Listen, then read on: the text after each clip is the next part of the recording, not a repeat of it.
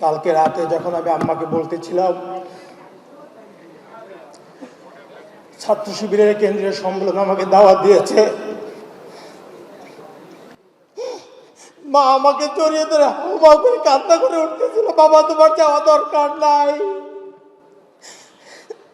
আমার একটা ছেলেকে হারিয়েছি, তোমাকে হারালে আমি আর বাঁচবো না।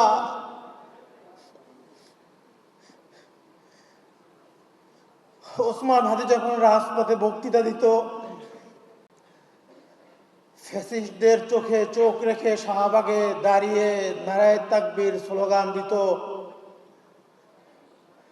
আমাদের পরিবারকে হুমকি দেওয়া হতো, হোয়াটসঅ্যাপে মেসেঞ্জারে কাফনের বক্স পাঠানো হতো। শুরুর দিকে ওসমান আমাদেরকে বলতো, পরিবারকে জানাতো, পরে আর এগুলো আমাদের সাথে শেয়ার করতো না। মা ভয় পাচ্ছেন, আমি ওসমান হাদির বিচার চেয়ে যদি আবার সোচ্চার হই, আবার যদি রাজপথে আন্দোলন করি, আমাকেও হত্যা করা হবে, সে তার দ্বিতীয় সন্তানকেও হারাবে। আমি আম্মাকে সকালে যখন বাসা থেকে বের হয়ে আসছি, একরকম না বলেই আমি বের হয়ে আসছি। প্রিয় ভাইরা আমার, আমি ওসমান হাদির ভাই হিসেবে এখানে উপস্থিত হই নাই। আগেও বলেছি, আমি শহীদ ওসমান হাদির গর্বিত ভাই হতে চাই নাই।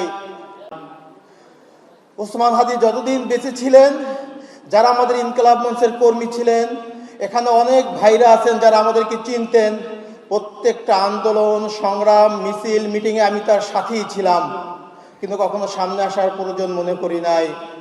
কিন্তু আজকে আমার ভাই শহীদ হওয়ার কারণে তার বিচারের দাবি নিয়ে আপনাদের সামনে আমাকে হাজির হতে হয়েছে। প্রিয় ভাইরা আমার, ওসমান হাদির চিন্তা চেতনা, চিন্তা শক্তি সারা বাংলাদেশে মানুষের কাছে পৌঁছে দেওয়ার একমাত্র মাধ্যম হতে পারে আজকে যারা এখানে উপস্থিত হয়েছেন। প্রত্যেকটা ক্যাম্পাসের প্রতিনিধি আছেন, প্রত্যেকটা জেলা উপজেলার প্রতিনিধি আছেন।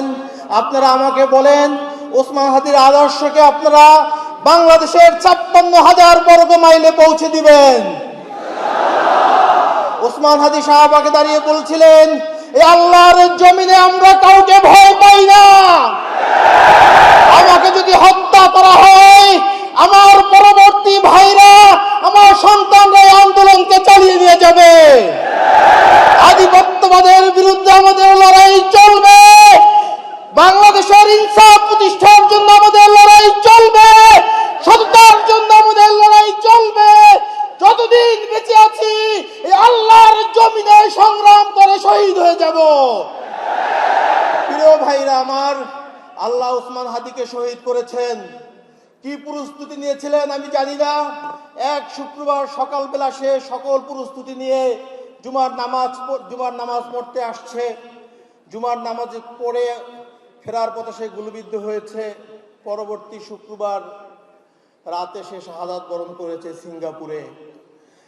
ঘটনার ২ সপ্তাহ আগ থেকে খুনি আমাদের সাথে সাথে ঘুরে, আমরা কোনোভাবেই বুঝতে পারছিলাম না যে এই খুনি আমাদের খুব কাছ থেকে এত পরিকল্পিত রেকি করছিল ওসমানকে খুন করার জন্য। সে একাধিকবার অ্যাটেম্প নেওয়ার পরেও সে ব্যর্থ হয়েছে। আমরা পরবর্তীতে ভিডিওগুলো দেখেছি।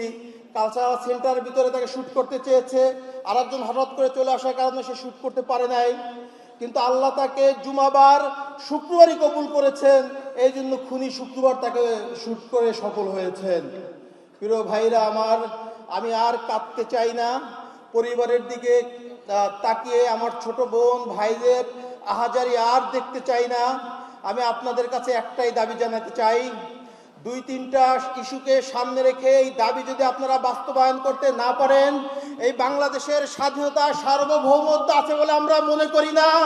যে স্বাধীন বাংলাদেশে আল্লামা দেলোয়ার হোসেন সাঈদীর সাক্ষীকে ভারতের কারাগারে পাওয়া যায়, যে ওসমানের খুনি করার ৬ ঘন্টার ভিতরে বাংলাদেশ বর্ডার পার করে যায়, এই দেশের স্বাধীনতা সার্বভৌমত্ব আছে বলে আমি বিশ্বাস করি না।